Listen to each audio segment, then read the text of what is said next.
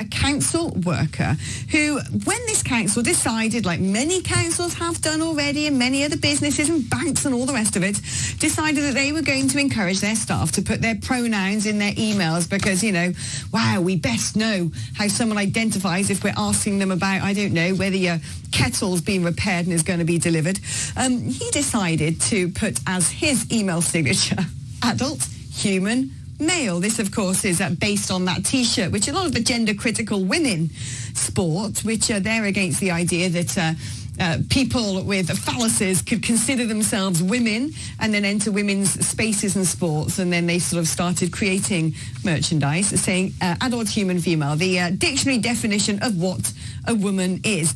Well, he did this, and I think that his hires said, this is trolling what we're trying to do. This isn't right. We're trying to make our workplace kind and cuddly and inclusive. And so being kind and cuddly and inclusive, they sacked him. Then he said, well, this doesn't seem right. If we're going to go down the route of diversity of opinion and presentation, then surely I also get to keep my job. So he went to tribunal, and he didn't win. Is this going to change in the future? There seems to be a bit of a tide turning when it comes to this debate ever since the Cass report. Well, here to talk in more detail about this is Ben Jones, who's the Director of Case Operations and Outreach at the Free Speech Union. Ben, I'm quite surprised that this man didn't win his tribunal. Can you tell us a little bit more about what's gone on here? I think, first of all, it's fantastically funny, to be honest with you. It's a great way of skewering the pronoun fad. Unfortunately, I think in terms of the law and of taking this particular case to an employment tribunal, James was in a situation where he was effectively defying a management instruction. His boss had told him that is not a pronoun, you need to get rid of it. It can't be in your email signature. And so legally, it was always going to be an uphill struggle for James to win this case, I'm afraid. But nonetheless, the point he's making is absolutely sound because, as you've just said, we are bombarded every time you communicate with any sort of public body, a council, school or a hospital, or indeed large swathes of private business or universities or colleges or whatever. Chances are you will be interacting with somebody who feels the need or feels compelled to put their pronouns below their email signature. And it's a completely bizarre and unnecessary fad, and yet it's taken hold absolutely everywhere. You'll get an email from, Melissa somebody, she/her. Well, obviously, that really doesn't add anything.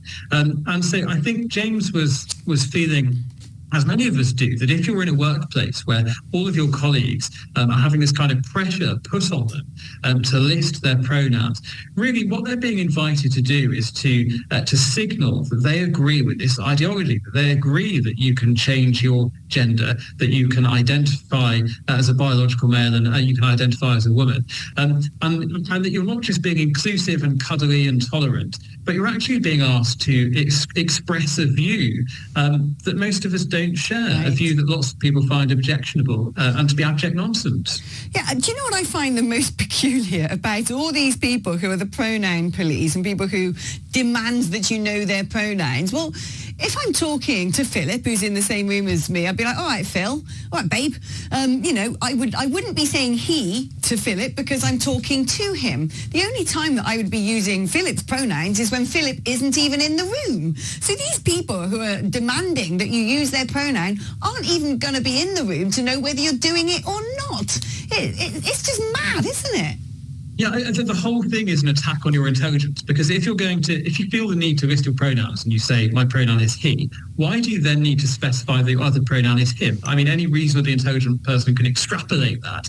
And as you say, you're never going to refer to somebody when they're in the room with you by those pronouns. It's really bizarre because it's not actually about the pronouns, of course. It's not actually about being tolerant and inclusive. It's about ensuring that workspaces, that the public sector, that big business, that banks, that universities are all complying with this ideology. But I think councils and the civil service get into a real problem here because on the one hand, they're saying that our employees, our civil servants need to be secular, for want of a better word, that they need to be neutral, that they can't be expressing their political views in the workplace. But then on this particular issue and on a few others, actually they're saying it is acceptable to express a political or philosophical view if you're in favour of trans ideology. Whereas if, like James, you oppose it and you think the whole thing is nonsense, it's unscientific, you're not able to express the opposite view. And councils are trying to have it both ways. I would put this to you, Ben. I don't see this as just a form of trying to sort of enroll people into some sort of neo-religious ideology that most of us don't subscribe to at all.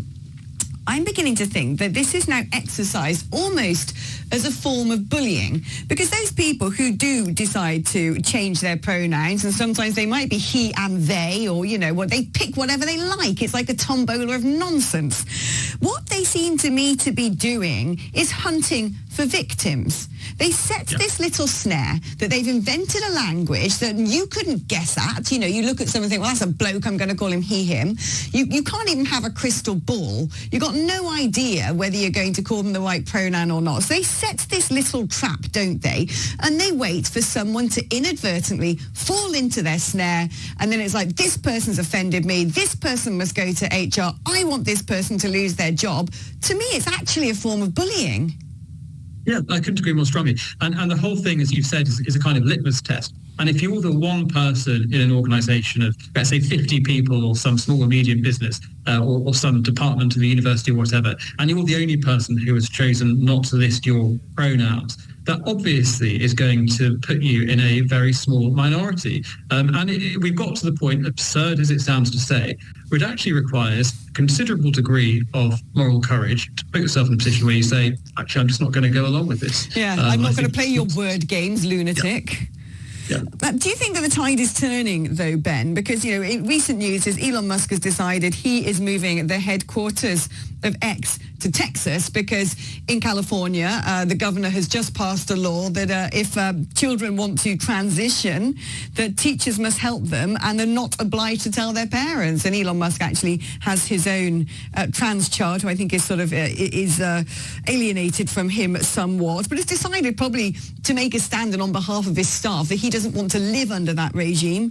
Meanwhile, tractor manufacturer in America, John Deere, have put out a statement. Sort of, it's full of the usual word waffle, but if you're cut between the PR nonsense, it basically says we're still going to do the diversity thing, but we're going to actually let go of some of this more toxic identitarian politics that we felt we had to sign up to. Do you think that finally we're going to start seeing this ridiculous ideology being held to account and in part start being dumped?